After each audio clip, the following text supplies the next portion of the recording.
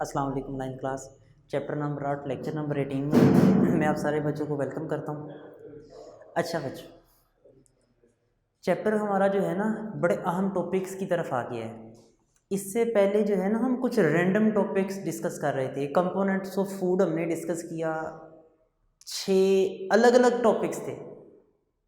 Food के 6 components थे: carbohydrate, lipid, protein, vitamins, minerals. और ये बच्चों हमारा जो है फाइनल टॉपिक है, जो कंपोनेंट ऑफ फूड है वाटर है, वो डिस्कस करेंगे। और एक 7वां कंपोनेंट जो है that is dietary fibre. Sir आप तो आज तक हमें 6 बोलते रहे, ये क्या है? बेसिकली बच्चों ये एक अलग से मॉलिक्यूल नहीं है, it is carbohydrate in nature. इसकी नेचर कार्बोहाइड्रेट ही है। ये एक अलग छोटी सी फैमिली है जो कि हमारी फूड का एक पार्ट हो सकती है। तो टोटल बच्चों हमारे जो है इस तरह से 6 कंपोनेंट्स पूरे होते हैं। पानी की अहमियत आज हमने डिस्कस करनी है। पानी की अहमियत से किसी को कोई इनकार नहीं है। Water is also known as medium of life. जिंदगी का मीडियम है पानी। इस प्लेनेट के ऊपर अगर हम अपनी लाइफ की एग्जिस्टेंस की बात करें, ज़िंदगी के बका की बात करें, तो उसके अहम फैक्टर्स में से एक फैक्टर पानी है। एक तो यहाँ पर बच्चों अल्लाह ने टेम्परेचर हमें नॉर्मल दिया है, दूसरा यहाँ पर मिट्टी है, तीसरा यहाँ पर ऑक्सीजन है, और सबसे अहम चीज़ जो है यहाँ पर पानी है, वाटर मौजूद है। बाकी प्लैनेट्स पे वाटर नहीं है, वहाँ पर लाइफ पॉसिबल नहीं है। हम बात करते हैं लिविंग थिंग्स के बायोलॉजी के पॉइंट ऑफ व्यू से, तो वाटर जो है इसलिए भी इम्पोर्टेंट है। इसकी अहमियत का अंदाज़ा इस बात से लगाया जा सकता है कि इंसान की बॉडी का 70% अल्लाह ताला ने वाटर बनाया। 70% के करीब इंसान की बॉडी में एवरेज पानी है। आप लोगों के लिए जीके है, जनरल नॉलेज की बातें हैं। हर सेल में पानी की मिकदार एक जैसी नहीं होती। टॉपिक की तरफ भी आते हैं, हर सेल के अंदर वाटर का लेवल एक जैसा नहीं है। एवरेज हमारी पूरी बॉडी में 70% वाटर है, जबकि हमारे जो बोन्स के सेल्स हैं वो तो बहुत ज़्यादा हार्ड हैं, ड्राई सेल्स हैं, उनमें 20% तक वाटर हो सकता है। 20% पानी है हमारे बोन्स के सेल्स में, जबकि हमारे ब्रेन के सेल्स में मोर देन 85%, 85% तक पानी हो सकता है। एवरेज अगर निकाली जाए तो हमारी बॉडी का बच्चों 70% पानी है। पानी की अहमियत का अंदाज़ा इस बात से लगाया जा सकता है कि पानी आपकी बॉडी के अंदर जितना भी केमिकल रिएक्शन हो रहा है, जितना भी मेटाबॉलिज्म चल रहा है, उसको होने के लिए एक साइट फ्राहम करता है, एक्वस मीडियम फ्राहम करता है। पानी हमारी बॉडी में होने वाले केमिकल रिएक्शंस के लिए एक जगह फ्राहम करता है, एक एरिया देता है, एक माहौल, एक मीडियम फ्राहम करता है। पानी हमारी बॉडी के अंदर जो हम फूड खा लेते हैं, अब्जॉर्ब होने के लिए वाटर का होना ज़रूरी है। पानी जो है हमारी फूड के अंदर मिक्स होके उसको एक लिक्विड मीडियम, एक लिक्विड पोर्शन फ्राहम करता है ताकि वो फूड आसानी से हमारी ब्लड के अंदर अब्जॉर्ब हो जाए। पानी बच्चों हमारी बॉडी के अंदर स्वेट की सूरत में, पसीने की सूरत में हमारी बॉडी का टेम्परेचर भी मेंटेन करता है इवेपोरेट होकर। ये सारी बातें बच्चों मैं साथ साथ बोर्ड पे कोट करता चला जाता हूँ। सबसे पहली बात मैं यहाँ पर लिखता हूँ कि जो वाटर है इसकी अगर हम परसेंटेज की बात करें इन बॉडी, इंसान की बॉडी के अंदर पानी के लेवल की बात करें तो वो कितने परसेंट है?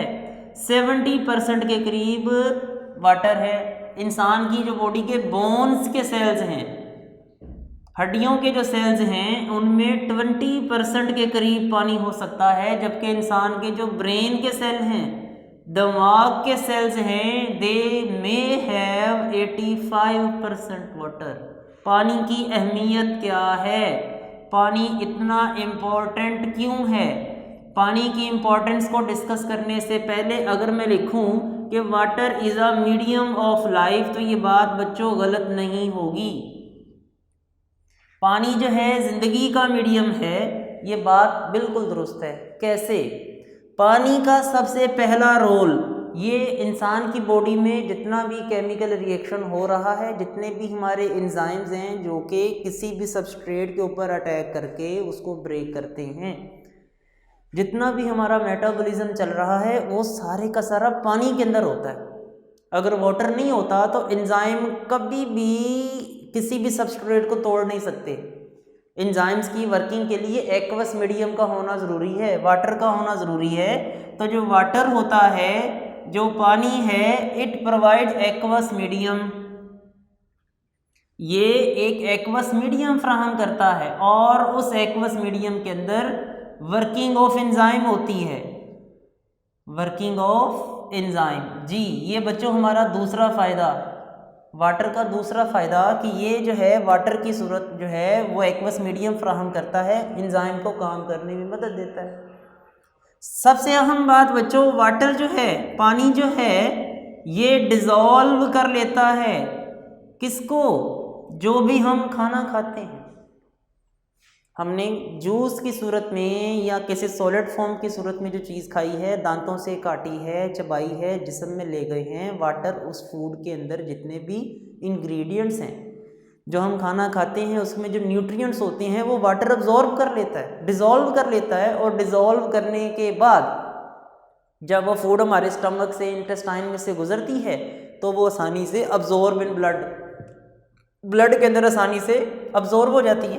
वाटर जो है ये डिज़ोल्व करता है न्यूट्रिएंट्स को, जो चीज़ें हम खाते हैं, जो न्यूट्रिएंट्स हम खाते हैं, पानी इनको डिज़ोल्व करता है और डिज़ोल्व करने के बाद अब्जॉर्ब इन ब्लड, उसको ब्लड में अब्जॉर्ब करने में, खून में जज़ब करने में मदद देता है। जो हम खाना खा लेते हैं उसको खून में जज़ब करने में मदद देता है।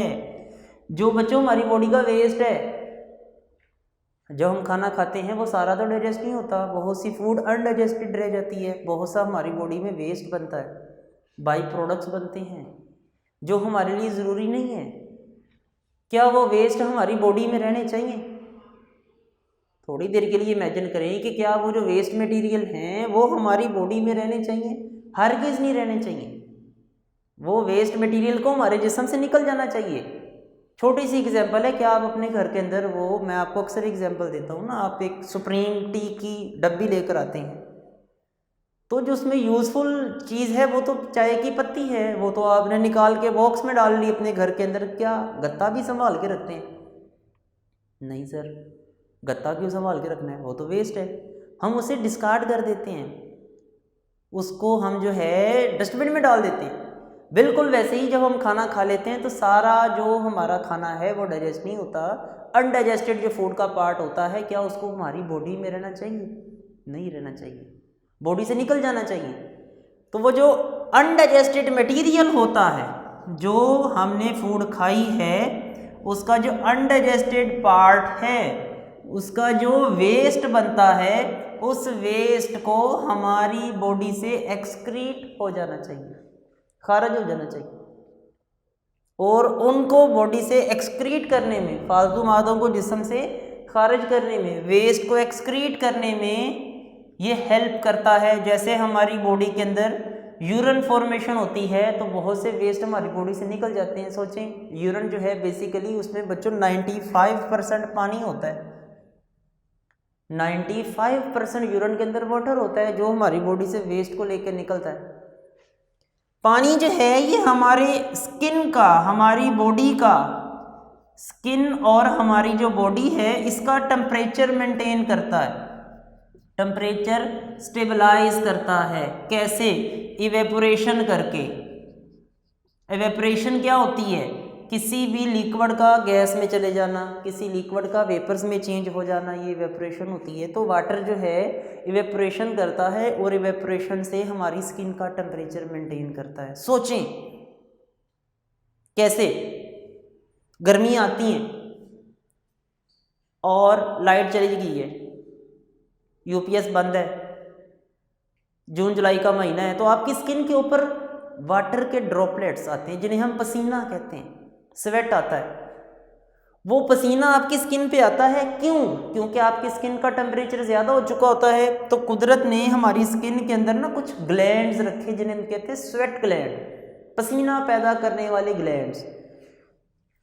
स्वेट आता है आपकी स्किन के ऊपर, उस स्वेट की इवेपोरेशन होती है। और याद करके मुझे बताओ बच्चों, 9th क्लास की केमिस्ट्री में पढ़ा था, इवेपोरेशन कोज कूलिंग।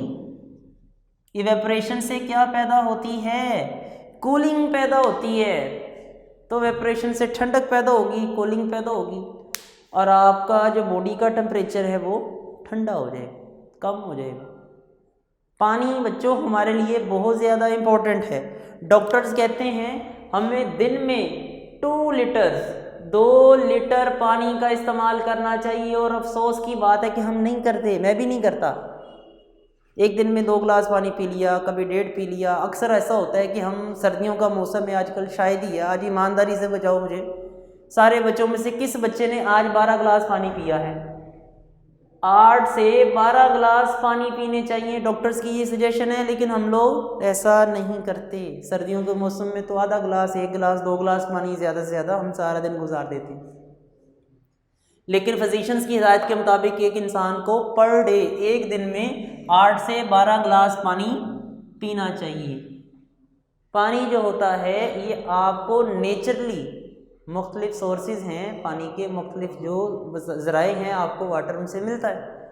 जैसा कि पानी के अगर हम सोर्सेज की बात करें तो जितने भी जूसी फ्रूट्स हैं, जितने भी जूसी फल हैं जिनके अंदर वाटरमेलन्स आ जाते हैं, मेलन्स आ जाते हैं, रस भरे जितने भी फल हैं, आपको उनसे वाटर मिल जाता है।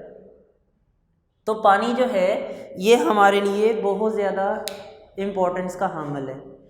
अगर बच्चों आ गया right a brief note on water, तो यू विल से दैट कि पानी जो है ये हमारी बॉडी का 70% के करीब होता है। हड्डियों के सेल्स में इसकी मिकदार 20%, जबकि ब्रेन के सेल्स में ये 85% तक हो सकता है। पानी हमारे लिए क्यों इम्पोर्टेंट है? सवाल आएगा यहाँ से, अलग से शॉर्ट क्वेश्चन बनेगा। Right the importance of water. पानी की इम्पोर्टेंस लिखें। आप लिखेंगे water is the medium of life. पानी जो है ये हमारी बॉडी में एंजाइम्स की वर्किंग के लिए, एंजाइम्स को काम करने के लिए एक एक्वस मीडियम फराहम करता है। पानी जो है ये न्यूट्रिएंट्स को अपने अंदर डिज़ोल्व करता है, और डिज़ोल्व करने के बाद उनको ब्लड के अंदर अब्जॉर्व करके ले जाता है। आसानी से खून की अब्जॉर्प्शन, फूड की ब्लड के अंदर आसानी से अब्जॉर्प्शन हो जाती है। पानी अनडाइजेस्टेड मटेरियल जो है, जो फूड का अनडाइजेस्टेड पार्ट है, उसको, उन वेस्ट को जिस्म से एक्सक्रीट करने में भी मदद देता है। जैसे यूरिन की सूरत में पानी जो है वो वेस्ट मटेरियल को सेल से, जिस्म से आउट कराता है। उसके अलावा ये हमारी बॉडी का टेम्परेचर मेंटेन करने में मदद देता है। कैसे टेम्परेचर मेंटेन कर सकता है? स्वेट की सूरत में, पसीने की सूरत में ये हमारे जिस्म में कूलिंग प्रोड्यूस करता है। पानी जो है हमें दिन से 8 से 12 गिलास पानी पीने चाहिए। एक दिन में एवरेज 2 लीटर पानी पीना चाहिए, और ये हमें जूसी फ्रूट से, वाटरमेलन है, मेलन है, और भी रस भरे फल हैं, उनसे वाटर आपको मिलता है। अच्छा बच्चों, ये तो एक टॉपिक हो गया वाटर का। दूसरा जो हमारा टॉपिक है, दिस इज डाइटरी फाइबर। आपके लिए मज़े की बात है, इंटरेस्टिंग भी है कि डाइटरी फाइबर फूड का वो हिस्सा होता है जो बिल्कुल भी डाइजेस्ट नहीं होता। फूड के 6 कंपोनेंट हैं, carbohydrate, lipid, protein, minerals, vitamins and water. I repeat, carbohydrate, lipid, protein, minerals, water and vitamins. ये बच्चों 6 पार्ट्स हैं, कंपोनेंट्स हैं फूड के। ये जो मैंने आपको आज वाला टॉपिक बताने लगा हूँ, डाइटरी फाइबर, ये फूड का वो हिस्सा है जो बिल्कुल भी डाइजेस्ट नहीं होता। इसको जैसे ही आप खाते हैं, ये हूबहू वैसे का वैसे ही आपके पूरे डाइजेस्टिव सिस्टम से होता पास कर जाता है। ये डाइजेस्ट नहीं होता। फिर हम इसको खाते क्यों हैं सर? डॉक्टर्स ये कहते हैं कि डाइटरी फाइबर हमें डेली जो है वो तकरीबन 30 से 35 ग्राम खाना चाहिए। 30 से 35 ग्राम जो है इसकी डेली अमाउंट है, पर डे। ये इसकी एक नॉर्मल अमाउंट है, ये खानी चाहिए। डाइटरी फाइबर का एक और नाम है रफेज, इसे हम रफेज भी बोलते हैं। ये है क्या? ये डाइटरी फाइबर क्या है? ये पार्ट ऑफ फूड है, ये खाने का वो हिस्सा है दैट पास, जो गुजर जाता है थ्रू डाइजेस्टिव सिस्टम, जो हमारे डाइजेस्टिव सिस्टम से पास करके चला जाता है अनडाइजेस्टेड, हजम हुए बगैर। फूड का वो हिस्सा जो हमारे डाइजेस्टिव सिस्टम में आए लेकिन हजम हुए बगैर वहाँ से पास करके चला जाए, this is called are dietary fibre. ये डाइटरी फाइबर है। 30 से 35 ग्राम डेली खाना चाहिए डॉक्टर्स की एडवाइस के मुताबिक। सर डाइजेस्ट तो हुआ नहीं, फ़ायदा क्या है? फ़ायदा बताने से पहले मैं आपको कुछ सोर्सेज बताता हूँ। डाइटरी फाइबर्स कहाँ से हासिल होते हैं? डाइटरी फाइबर्स की दो टाइप्स हैं।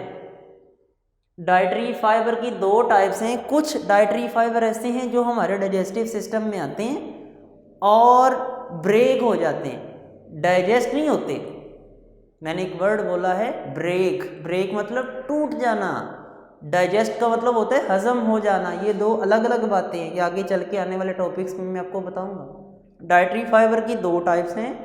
कुछ डाइटरी फाइबर हमारे डाइजेस्टिव सिस्टम में आते हैं लेकिन डाइजेस्ट नहीं होते, बल्कि ब्रेक होकर डाइजेस्टिव सिस्टम से आगे पास कर जाते हैं। इन्हें बोलते हैं सोल्यूबल डाइटरी फाइबर।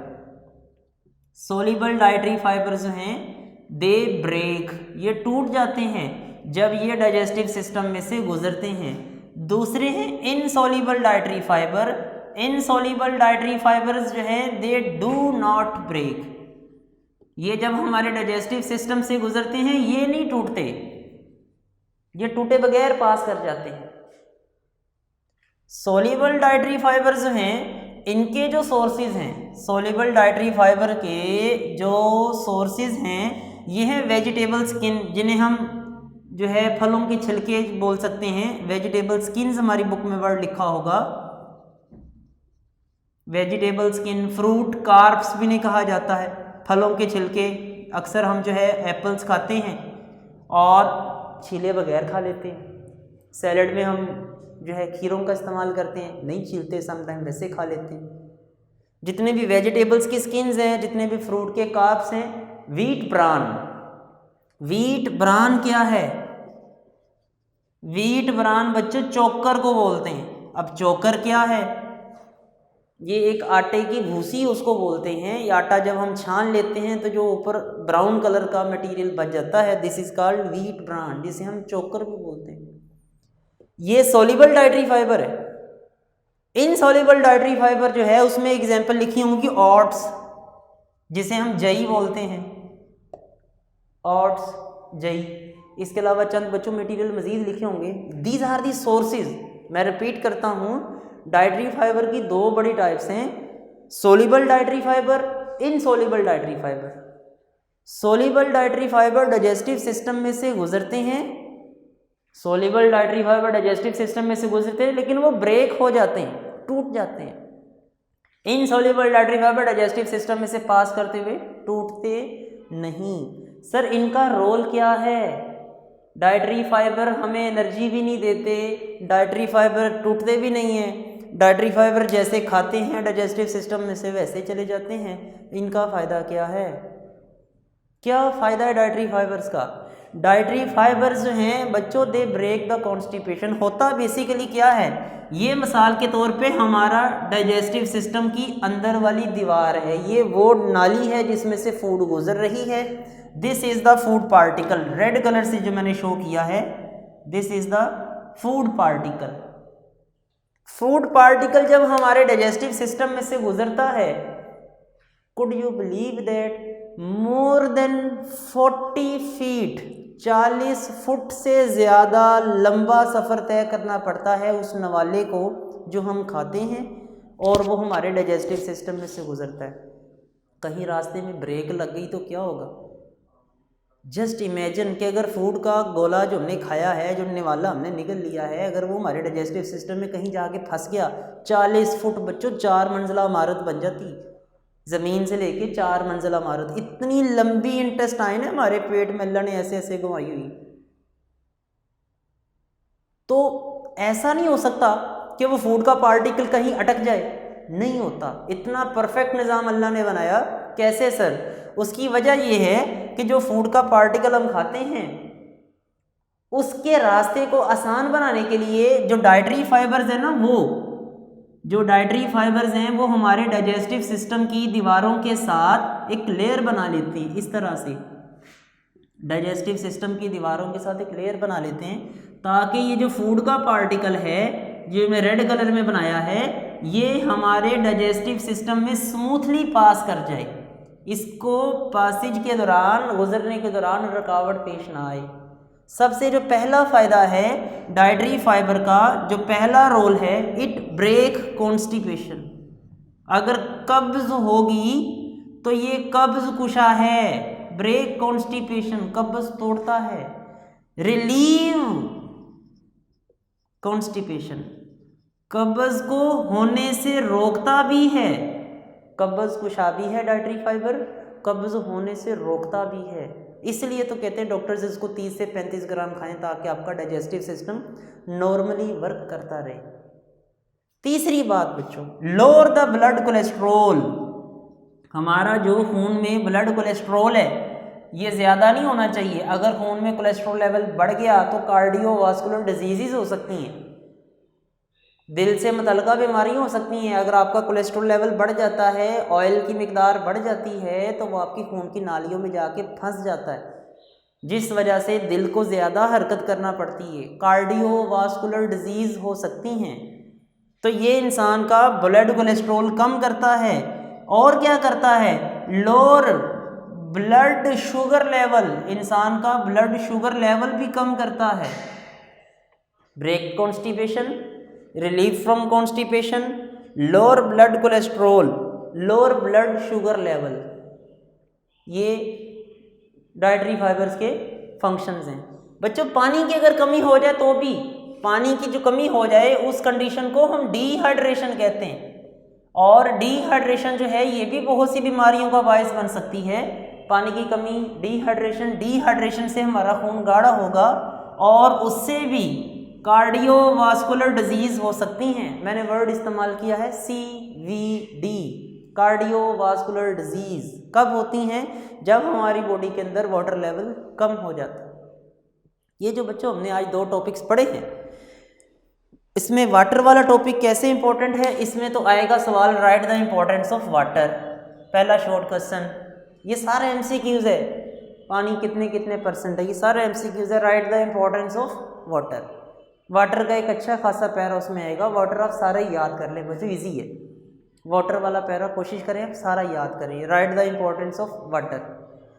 दूसरा सवाल आएगा आपको, define dietary fibre, dietary fibres क्या हैं। तीसरा सवाल आएगा, difference between soluble and insoluble dietary fibre, soluble insoluble dietary fibre में डिफरेंस आ गया। 3 सवाल। सोर्सेज बच्चों उसी का पार्ट है, डिफरेंस में उसके सोर्सेज भी आप लिखेंगे। 4th वाला क्वेश्चन आएगा, write the role of dietary fibre, dietary fibre का किरदार लिखें। ये बच्चों हमारा कंपोनेंट ऑफ फूड का टॉपिक यहाँ पे ख़त्म होता है। 4 शॉर्ट क्वेश्चन हमने डिस्कस कर लिए, 3 क्वेश्चन उसमें ये डाइटरी फाइबर के हवाले से, 1 वाटर में से है। नेक्स्ट में टॉपिक बच्चों आएगा डाइजेशन ऑफ द फूड, हम जो खाना खाते हैं इसको डाइजेस्ट करते हैं, ये प्रोसेस क्यों ज़रूरी है, इसकी इंशाल्लाह डिटेल बच्चों हम आने वाले लेक्चर में डिस्कस करेंगे। नेक्स्ट लेक्चर में आपसे मुलाकात होगी, तब तक के लिए अल्लाह हाफिज़।